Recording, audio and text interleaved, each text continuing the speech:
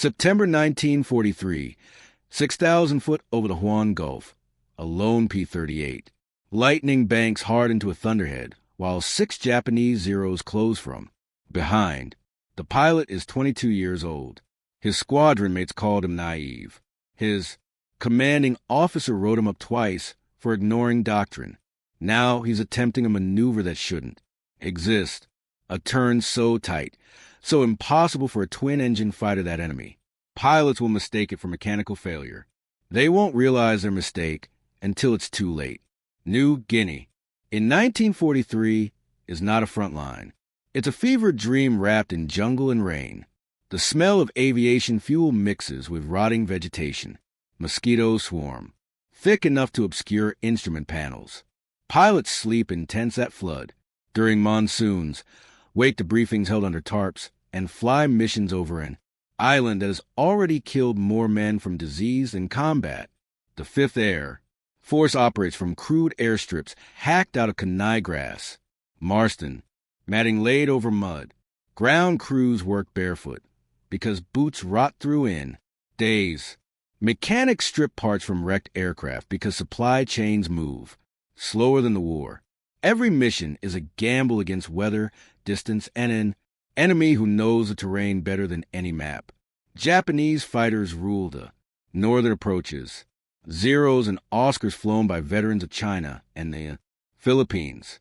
Men who learned combat when most American pilots were still in high school.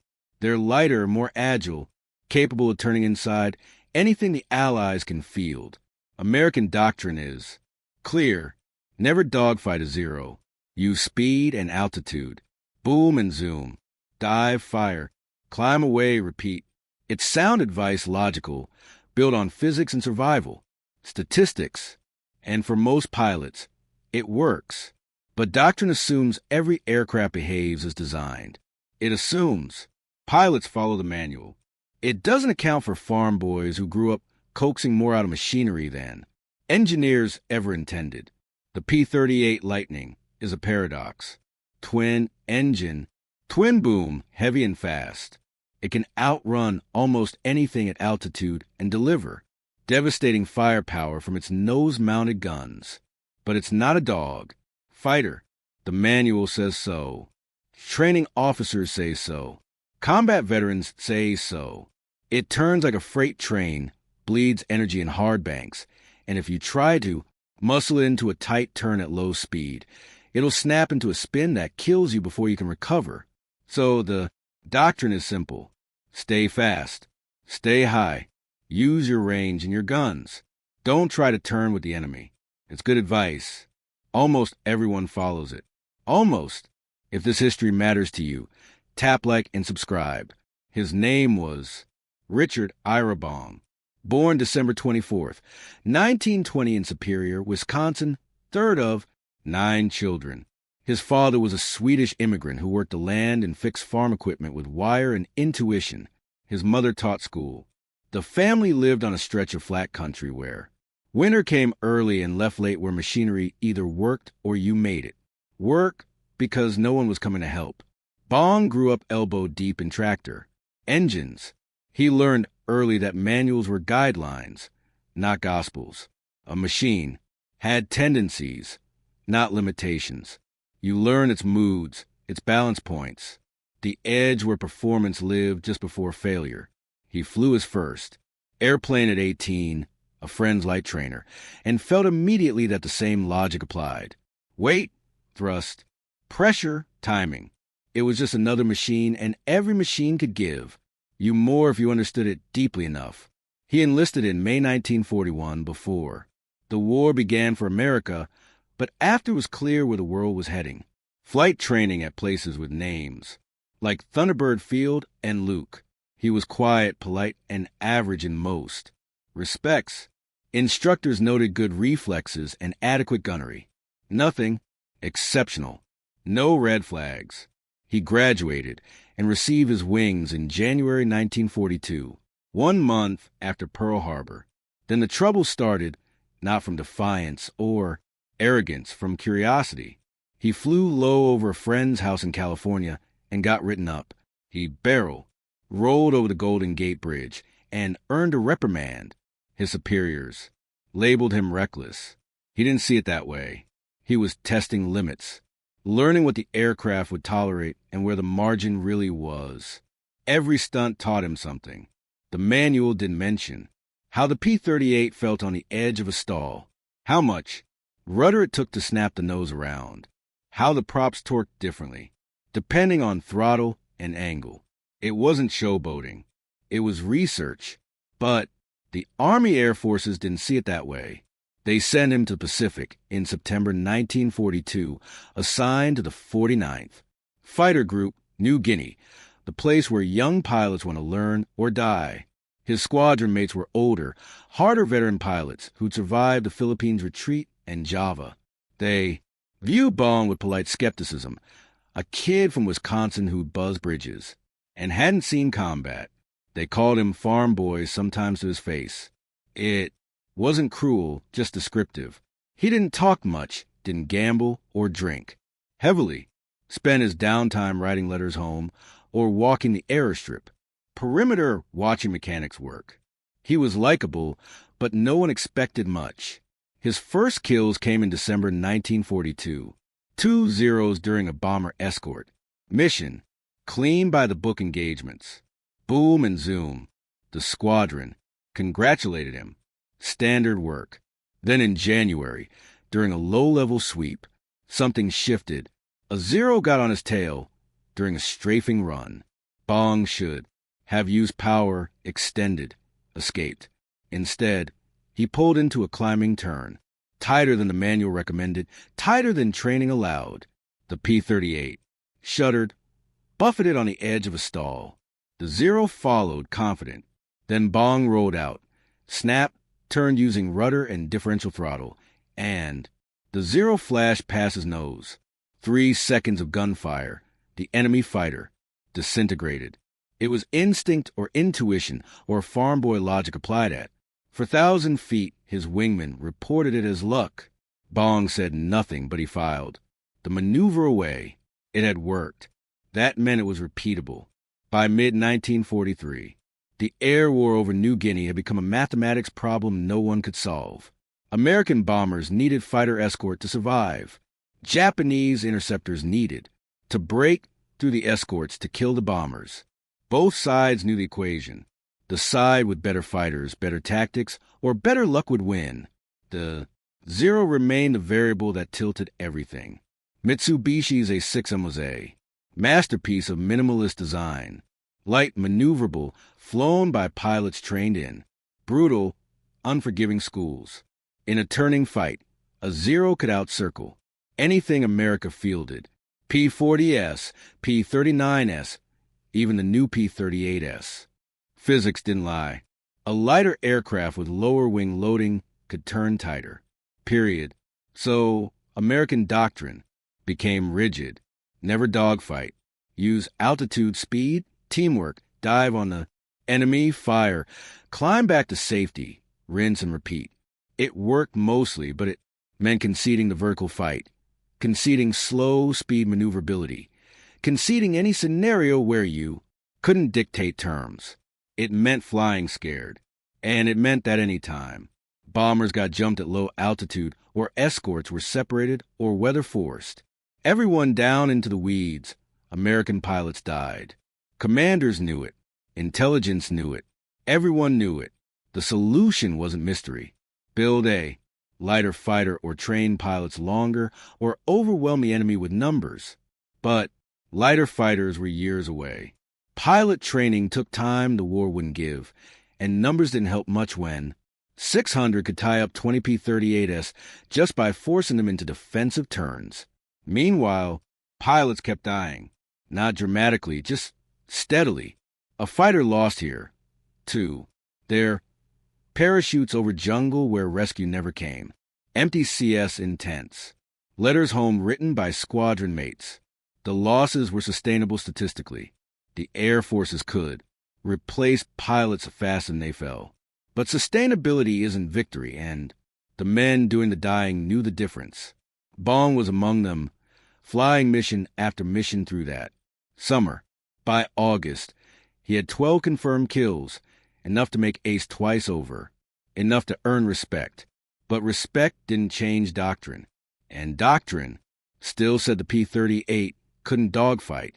He didn't argue, didn't write reports or challenge briefings, but he kept testing. On every mission, in every engagement, he pushed a little further into the margins, tighter turns, slower, speed, steeper climbs. He learned that the P-38 had a quirk, a narrow band of speed and power where it could do things it wasn't supposed to.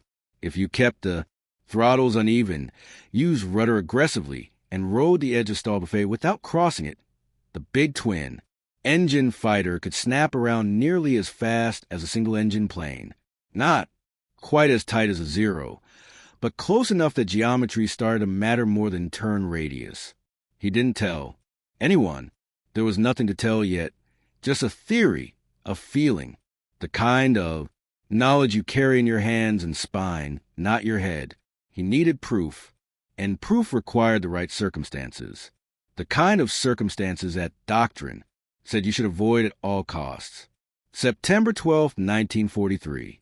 Morning mission briefing in a tent that smelled like mildew and cigarette smoke.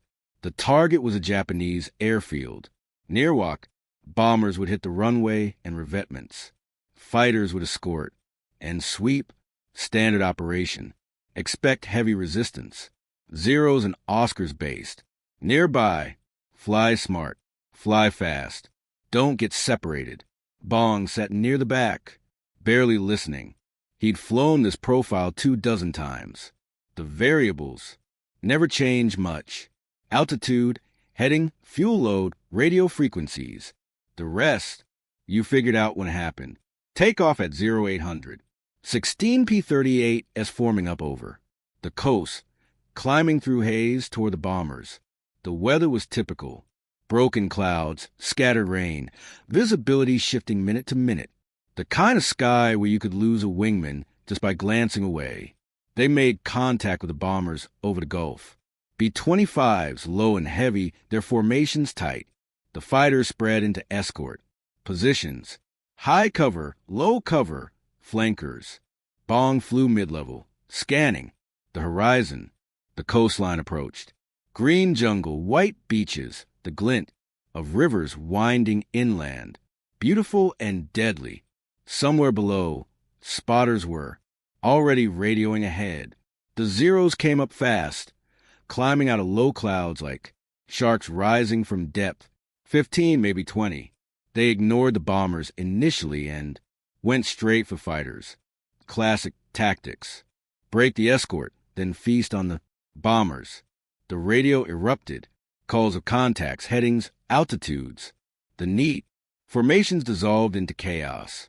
Bong rolled toward the nearest fight. 2. Zeros chasing AP-38 in a shallow dive. He dropped in behind, lined up the trailing Zero fired. Pieces flew off the wing route. The Zero snap rolled and dove away trailing smoke. Bong didn't follow, already scanning for the next threat. That's when he saw them. 6 Zeros slightly below, turning toward a pair of P-38s that had drifted south. The Americans hadn't seen them yet. Bong pushed the throttles forward and dove. His wingman called something over the radio. Bong didn't respond. No time. He closed to 1,000 yards. The Zero spotted him and broke. For went defensive, turning hard to meet him heeding. 2 continued after the P-38s. Bong fired at the nearest Zero, but missed. The Japanese pilots were good. They split vertically. 2 climbing, 2 diving, forcing Bong to choose. He pulled up after the climbers. His air speed dropped. The P-38 felt heavy, mushy. He fired again. No hits. The Zeros rolled over the top and came back, down at him from opposite sides. This was where doctrine said to dive away. Use speed. Reset. But the 2 P-38s were still in danger below, and the 4 Zeros were already repositioning. If Bong ran, 6 enemy fighters would regroup and someone would die. So he did the thing the manual forbade. He pulled into a max performance turn, not a gentle bank. A hard drenching haul on the yoke. Full rudder, throttle staggered, nose high. The airframe groaned. The stall warning buffeted the controls. The P-38 seemed to pivot on its center of gravity, swapping energy for angle, bleeding speed for geometry. The first, 0 shot past, 2 committed to adjust. The second tried to tighten his turn. Bong snap rolled, reversed, and pulled again. The world spun. Sky, clouds. Jungle, sea. His vision tunneled. The force pressed him into the seat. He eased off just enough to stay conscious, then pulled again, and suddenly he was inside their turn. Not behind, but inside. The Zeros had followed him into the spiral, confident in their advantage. But Bong had turned tighter than physics, said AP-38 could turn. He'd sacrificed speed, altitude, safety margin. He'd flown right to the edge of a stall and held it there. And now 6 Japanese fighters were locked in a rotating fight with nowhere to go but through his guns. The first Zero never saw it coming. Bong rolled level just long enough to put the gun sight on target. The P-38's nose-mounted weapons. For 50 caliber machine guns and 120 millimeters cannon fired as a single mass volley. No convergence issues, no wing-mounted spread, just a concentrated stream of destruction. The Zero's canopy shattered. Fire bloomed from the engine. The fighter rolled inverted and fell away. The other 5 tried to scatter, but they were too slow, too close, trapped by their own commitment to turn. Bong adjusted rudder, pushed, throttle, pulled again. The P-38 responded like a machine possessed, shuddering, groaning, but turning, staying inside the radius, denying geometry. The second Zero climbed, trying to gain separation. Bong pulled, lead, fired, walked the tracers into the fuselage. The tail section came apart. The Zero spun into clouds. Now the remaining 4 understood. They broke in different directions. 2 rolled out in duffer speed. Bong let them go. The other 2 tried to reverse back into him. A desperate countermaneuver. Textbook aggression, but Bong had already anticipated. He snapped, rolled using differential throttle. Left engine high, right engine low, and the P-38 rotated faster than any twin engine fighter should. He came out nose on to the third Zero at 300 yards. Both pilots fired. Tracers crossed midair. Bong's rounds hit first. The Zero's propeller exploded into shrapnel. The fighter nosed over and dropped. The fourth Zero. Pilot broke hard left, then right, then rolled into a split S toward the jungle. A good escape. Bong followed, easing the P-38 into the dive. The air speed built. 300 knots, 350. The controls stiffened. He fired a long burst, more suppression, then aimed. The Zero jinked, hit treetops, and cartwheeled into green. For down, 2 running. Bong pulled out of the dive at 2,000 feet, his arms act. Sweat soaked his flight suit. The engine temps were redlined. The airframe had stress-wrinkled panels, but the P-38 was still flying. He keyed the radio and called clear. His wingman responded, disbelief edging his voice. He'd watched the whole thing. He didn't understand what he'd seen. Neither did the 2 P-38. Pilots Bong had saved. They rejoined him on the way back to base, waggling wings. In thanks. Bong just nodded, though they couldn't see him. He ran through the fight mentally, cataloging what worked and what almost didn't. The turn had been tighter than before, maybe too tight. He'd felt the airframe flex, felt the edge of departure. A few knots slower, and he'd have spun. A little more G, and he'd have blacked out. But it had worked. The flight back was uneventful. The bombers had hit their targets. A few more fights had broken out, scattered and inconclusive. By the time the formation crossed back over the Gulf, the sky was empty and the weather was closing in again. They landed in rain, the P-38's aquaplaning on the steel mat. Ground crews rushing out to chalk wheels and inspect damage. Bong's aircraft was battered. Stress cracks in. The wing roots, oil streaking from one engine, panel fasteners sheared. The crew chief walked around it twice silent, then looked up at Bong climbing. Down from the cockpit, he asked what happened. Bong said he turned hard. The crew chief said no kidding, and made a note to pull the wings for inspection. Debriefing was held in the operations tent. Bong reported 4 confirmed kills, maybe 5. The intelligence officer asked for details. Bong described the engagement in flat factual terms. Altitude, heading, sequence of events. He didn't mention the turn. Didn't describe the technique. Just said he maneuvered and fired. The officer wrote it down. Another successful mission. Another few zeros that wouldn't. Threatened bombers again. But Bong's wingman told a different story.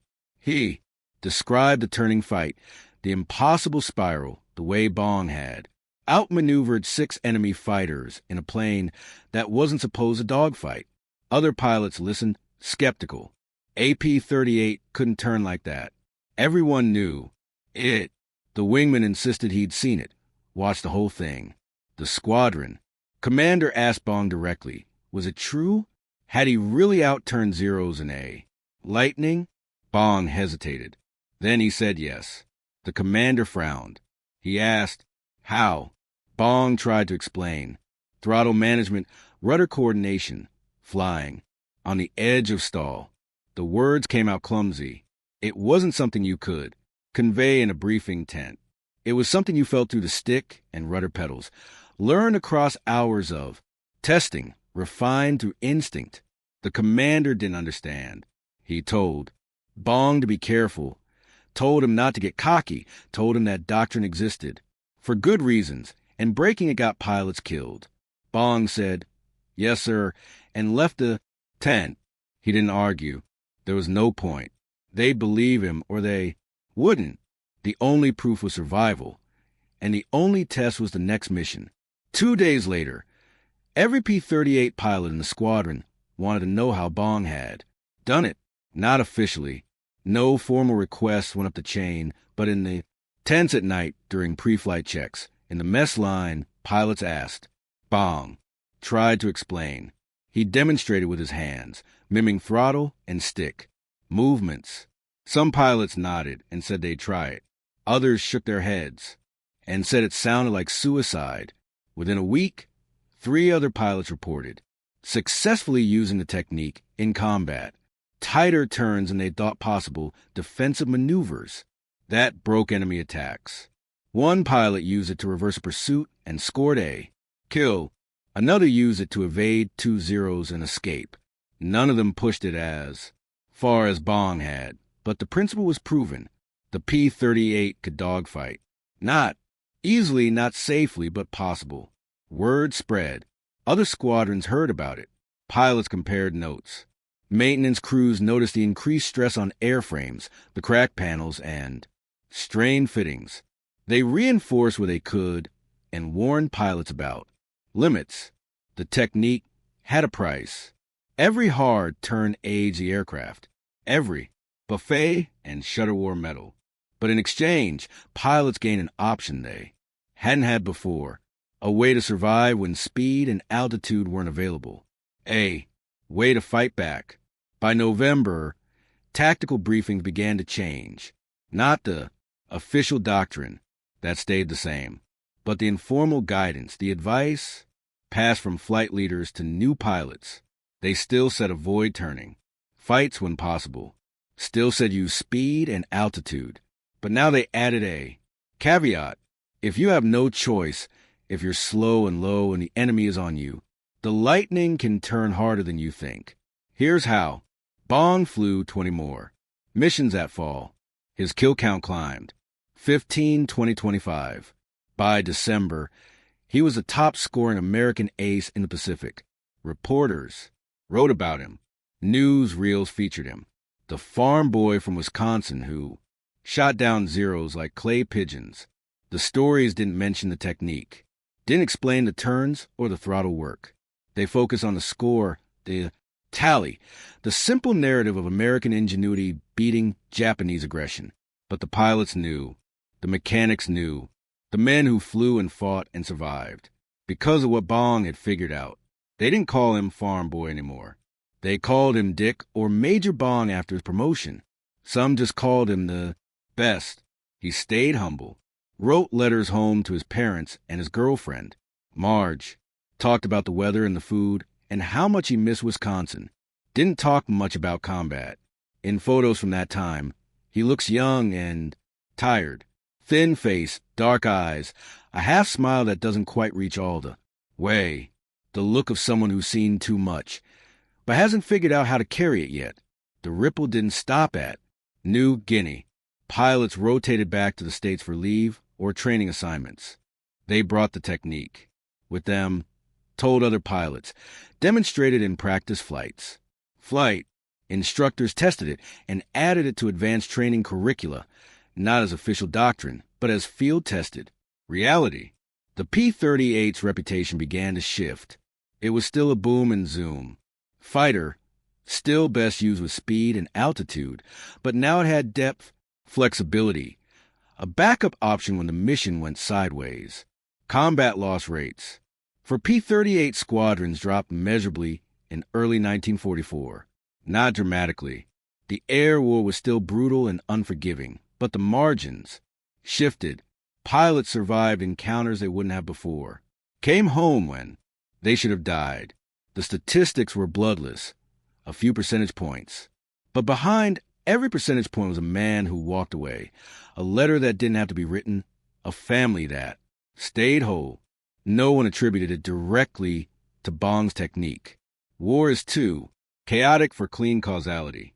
A dozen factors influence survival: training, experience, teamwork, luck. But the technique was part of the mix. One more tool in the kit. One more reason to believe the Lightning could hold its own. The war ended and Bong came home. 40 kills. The highest scoring American ace of World War II. Medals, parades, headlines. He married Marge in February 1945. They moved to California, where he took a job as a test pilot for Lockheed. He flew the new jets, the P-80 shooting stars. Sleek and fast and temperamental, the future of aviation. On August 6, 1945, the same day the Enola Gay dropped the atomic bomb on Hiroshima, Bong took off on a routine test flight. The P-80S engine failed on takeoff. He tried to recover, couldn't, ejected too late. The parachute didn't deploy. He died on impact. He was 24 years old. The nation mourned. President Truman sent condolences. Newspapers ran obituaries. The Air Force named a base after him in Wisconsin. But among the pilots who'd flown with him, who'd learned from him, who'd survived because of what he'd figured out, the grief was personal and quiet. They'd lost a man who showed them that limits were negotiable. Decades later, aviation historians studied his combat reports. They analyzed his kills, his tactics, the way he'd been a heavy fighter into geometries it wasn't designed for. Some called it genius. Others called it instinct. A few called it luck. They were all right and all wrong. What Bong did wasn't one thing. It was the accumulation of 1,000 small observations, a farm boy's intuition, about machines and the courage to test theory against reality when reality could kill you. The P-38 remained in service through the end of the war. It flew reconnaissance missions over Europe, ground attack runs in the Pacific, and long-range escorts that no other fighter could match. Pilots continued to use the technique Bong pioneered, refining it, teaching it, passing it down. The Lightning's reputation solidified. Not the best dogfighter, not the fastest or most agile, but versatile, survivable, capable of more than the manual promised. When the war ended, most P-38s were scrapped or sold. A few ended up in museums. Visitors walk past them now, read the placards, admire the twin booms and the nose-mounted guns. The placards mention speed and range and firepower. They mention Bong's 40 kills. They don't mention the turn, don't explain the throttle work or the rudder coordination. Don't describe the moment when a farm boy from Wisconsin looked at a problem everyone else accepted and decided to solve it anyway. But the lesson remains, embedded in the airframe, in the combat reports, in the survival statistics that shifted just enough to matter. The lesson that expertise isn't always found in manuals. That courage sometimes looks like curiosity, that the space between what machine is designed to do and what it can actually do is where survival lives. Bong never wrote a memoir, never gave interviews explaining his technique in detail. He didn't think of himself as an innovator, just a pilot doing his job, try and come home, helping others do the same. The farm boy logic that made him extraordinary was the same logic that made him humble. You don't brag about fixing a tractor, you just fix it. His legacy isn't the kills or the medals or the records. It's the knowledge that limits are often softer than we think, that institutions can be wrong, that a young man with grease under his fingernails and an open mind can see what experts miss. That logic and courage together can bend the trajectory of history, one impossible turn at a time, somewhere over the Pacific, in the space where sea meets sky. The memory of that September morning still hangs. 6 zeros closing. In a P-38 pulling harder than physics should allow. A moment when everything that shouldn't work did.